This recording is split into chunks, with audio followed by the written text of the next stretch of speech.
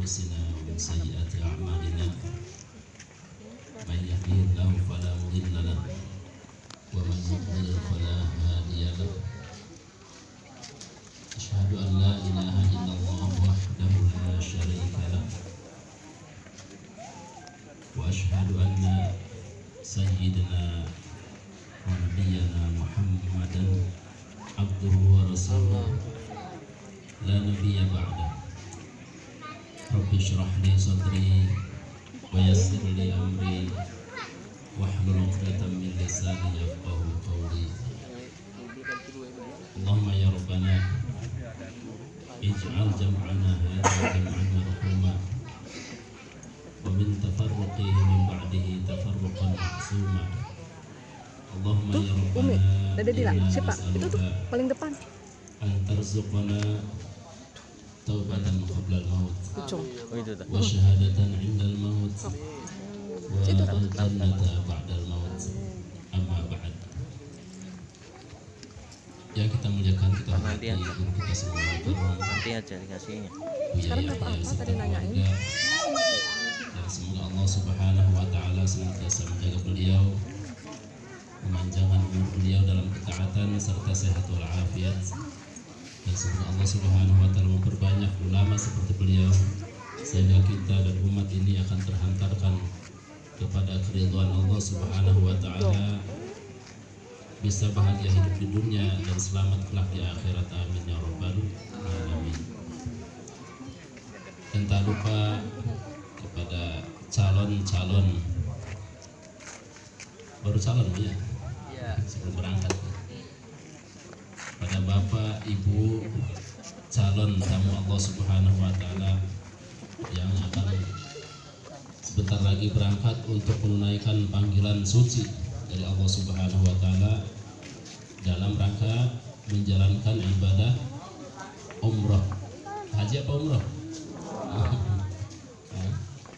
Insya Allah di antara bapak ibu mungkin ada yang sudah pernah berangkat haji, adapun yang belum, mudah-mudahan Allah Subhanahu wa Ta'ala memudahkan urusannya dan memperlancar rezekinya untuk bisa berangkat haji kelak insya Allah. Bapak ibu calon ibadah, juga calon tamu Allah Subhanahu wa Ta'ala, dimuliakan Allah Subhanahu wa Ta'ala, yang mudah-mudahan Allah Subhanahu wa Ta'ala memberikan kepada bapak ibu semuanya kekuatan dan juga kesehatan dan juga kejembaran ya, dalam menjalankan ibadah suci ini di tanah suci Makkah dan Madinah.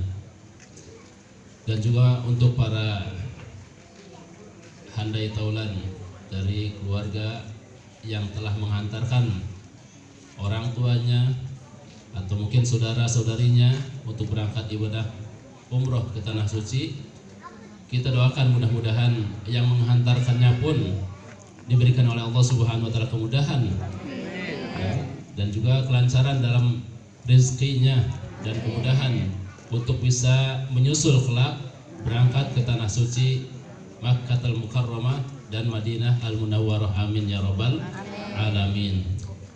Syukur kita hadirkan kepada Allah Subhanahu wa Ta'ala yang oleh karena karunia Allah Subhanahu wa Ta'ala kita dijadikan sebagai umat Nabi terbaik, umat Rasulullah Sallallahu Alaihi Wasallam, yang diberikan keistimewaan tadi dengan adanya manasik haji dan umroh adalah keistimewaan yang diberikan oleh Allah Subhanahu wa Ta'ala, satu-satunya yang diberikan untuk umat dari yang sebelum dan sesudahnya adalah umatnya Rasulullah Sallallahu Alaihi Wasallam. Itu bisa berangkat ke tanah suci adalah untuk menjalankan ibadah, yaitu menjalankan rukun Islam yang kelima. Rukun Islam ada 5.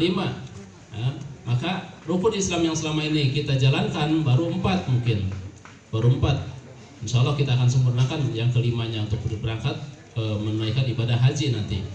Akan tetapi umroh pun pada hakikatnya adalah haji juga. Akan tetapi haji yang sebetulnya haji kecil ya. Kalau haji adalah haji besar, kalau umroh adalah haji kecil. Kenapa demikian? Karena kalau kita berangkat haji itu di sana ada wukuf di tanah di Jabal Arafah. Akan tapi kalau umroh tidak ada wukuf di sananya, dikarenakan ada al-hajju Arafah. Jadi menjalankan atau melakukan ritual haji adalah ada wukuf di Arafahnya. Adapun Arafah hanya satu hari saja dalam satu tahun, yaitu tanggal 9 ya, Dzulhijjah itu. Maka untuk di bulan-bulan selain daripada bulan haji, maka ibadah bebas untuk kita lakukan di tanah suci Mekah dan Madinah, akan tetapi bukan bernama haji, tapi bernama umroh sana. Maka bersyukurlah kita kepada Allah Subhanahu wa taala yang telah memberikan kesempatan kita untuk bisa berziarah, untuk bisa menjalankan manasik haji, manasik umroh ya. Bisa kita datang ke kota suci Mekah untuk bisa kita bertawaf di tempat tawafnya Rasulullah Sallallahu Alaihi Wasallam, yang mana di situ Rasulullah Sallallahu Alaihi Wasallam pernah bertawaf. Ya. Kita akan bisa, kalau diberi kesempatan ya, kita akan bisa istilamul hajar aswad. Kita akan bisa menyentuh dan mencium hajar aswad kalau diberi kesempatan. Ya. Kalau misalkan ketika bapak ibu melakukan ibadah haji di sana atau ibadah umroh sana, kemudian waktu atau juga di tempat hajar aswad ada lenggang, bisa kiranya bapak ibu untuk istilam dan mencium hajar aswad, maka lakukanlah.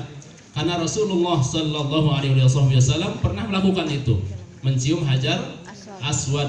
Akan tapi kalau misalkan tidak ada waktu dan tidak ada kesempatan, maksudnya bukan tidak ada waktu, tentu waktu banyak. Tapi kalau misalnya tidak ada kesempatan untuk mencium hajar aswad, maka dengan istilah bil yad atau juga diisyarat dengan yad saja, dengan tangan saja. Kenapa? Karena kita mengambil sunnah, jangan sampai kita mengambil sunnah ya, kemudian kita melanggar yang wajib. Maksudnya apa? Kita ingin mencium hajar aswad, akan tetapi sikut-sikutan kanan kiri misalkan. Menyakiti sesama muslim itu boleh tidak? Menjaga sesama muslim wajib atau atau tidak? Wajib ya. Akan tapi tadi kalau misalnya kita mencium hajar aswad karena kan kita ingin melakukan atau juga mencium hajar aswad dalam rangka kita mengikuti Nabi Sallallahu Alaihi Wasallam, maka kalau kita ada kesempatan silahkan. Kalau misalnya tidak ada kesempatan jangan dilakukan ya. Karena tadi daripada kita menyakiti umat Rasulullah SAW, yang mana Rasulullah SAW kalau ketika akan kita menyakiti daripada umat Rasulullah SAW, Rasul akan marah dengan kita ya. Maka jangan sampai kita mengambil yang sunnah dan melakukan dengan cara melakukan yang haram tadi, atau dengan cara mensikut atau juga menggeser atau juga mendorong sesama umat Rasulullah SAW di sana ya. Kemudian kita akan melakukan sa'i di tempat sa'i atau juga di tempat yang mana di situ Rasulullah Sallallahu Alaihi Wasallam telah melakukan sa'i, yaitu melakukan lari-lari kecil atau juga melakukan tawaf antara Safa dan Marwah ya. Berjalan antara Safa dan Marwah sebanyak 7 kali. Insya Allah ini sudah dibahas ya di dalam setiap kali pertemuan. Nah, ini sedikit untuk mengulas saja. Kemudian kita melakukan ibadah sa'i pun dalam rangka apa? Dalam rangka kita mengikuti apa yang dilakukan oleh Rasulullah Sallallahu Alaihi Wasallam. Dikarenakan Rasulullah SAW pernah melakukan hal demikian. Dan kita tahu bahwasannya sa'i dari Safa dan Marwah adalah pada hakikatnya itu adalah dalam rangka melanggengkan kesunahan seorang ibu yang berusaha mencari air untuk putranya yang tercinta itu Nabi Ismail. Seorang ibu yang bernama Siti Hajar untuk mencari sumber air untuk putranya yang bernama Nabi Ismail. Kemudian Allah Subhanahu wa taala berikan tadi, menjadikan usaha yang dilakukan oleh seorang ibu tadi antara bukit Safa dan Marwah yang beliau lakukan, yaitu lari-lari di antara bukit Safa Marwah untuk mencari air tadi, melihat ke sana ada air enggak, melihat ke sana ada air enggak ya. Ternyata usaha tersebut Allah Subhanahu wa taala langgengkan dalam syariatnya Rasulullah Sallallahu Alaihi Wasallam. Maka kita ketika melakukan sa'i pun hadirkan dalam diri kita bahwasanya Rasulullah Sallallahu Alaihi Wasallam dan para sahabat dan juga para ulama-ulama tabi'in, kemudian juga para salafus salih, mereka telah melakukan hal demikian di sana. Nah, lagi-lagi dengan bacaan yang telah kita ketahui, yang kita hafalkan atau juga yang akan kita baca di sana, lakukanlah bacaan tersebut, bacalah bacaan tersebut dan hadirkan di dalam diri kita bahwasanya Rasulullah Sallallahu Alaihi Wasallam telah melakukan hal demikian di tempat yang mulia di sana. Nah, maka ketika kita melakukan pun insya Allah dalam rangka kita ittiba', dalam rangka kita mengikuti Rasulullah Sallallahu Alaihi Wasallam. Kemudian setelah itu dilakukan, kemudian kalau sudah selesai di Mekah, kemudian kita akan berangkat ke Madinah. Hani'an lakum, ya. Berbahagialah untuk Bapak Ibu semuanya yang insya Allah sebentar lagi akan berziarah ke makam suci Nabi Muhammad sallallahu alaihi wasallam. Yang mungkin sebagian dari kita yang belum pernah berangkat, misalkan kita hanya mendengar kisah tentang Nabi Muhammad, kisah tentang Nabi Muhammad, kisah tentang Nabi Muhammad. Akan tetapi sebentar lagi Bapak Ibu yang belum berangkat tentunya, sebentar lagi Bapak Ibu akan datang ke kota suci Madinah dalam rangka apa? Dalam rangka kita menziarahi Nabi Muhammad sallallahu alaihi wasallam. Maka lakukanlah atau juga hadirkan ketika kita datang ke Madinah, hadirkan dengan penuh kerinduan kepada baginda Rasulullah sallallahu alaihi wasallam. Ketika kita berziarah ke makam Nabi sallallahu alaihi wasallam, hadirkan di dalam diri kita bahwasanya Nabi Muhammad sallallahu alaihi wasallam akan memohonkan, kita minta kepada Allah Subhanahu wa taala dengan syafaat atau juga melalui wasilahnya Nabi Muhammad sallallahu alaihi wasallam untuk mengampuni dosa-dosa kita. Minta kepada Allah Subhanahu wa taala di hadapan makam Rasulullah sallallahu alaihi wasallam. Dan di sana akan ada sebutnya akan ada penertiban untuk berziarah ke makam Rasulullah sallallahu alaihi wasallam. Maka kalau kita datang ke Madinah dalam rangka dengan penuh kerinduan kepada baginda Rasulullah sallallahu alaihi wasallam, maka ketika kita datang ke sana pun insya Allah sebelum kita mohon kepada Allah untuk pengampunan dosa, maka apapun yang kita lakukan selama berada di Indonesia khususnya atau selama seumur hidup kita yang kita lakukan daripada kesalahan dan dosa, tentu ya Allah Subhanahu wa taala akan mengampuninya melalui daripada Nabi Muhammad sallallahu alaihi wasallam. Ya, maka dikatakan bahwasanya di zaman dahulu ada seorang badui. Orang pedalaman ya, orang yang orang gunung saya tadi, orang Baduy. Datang ke makam Rasulullah SAW. Ya, datang ke makam Rasulullah SAW dalam rangka berziarah, rindu dengan Rasulullah SAW.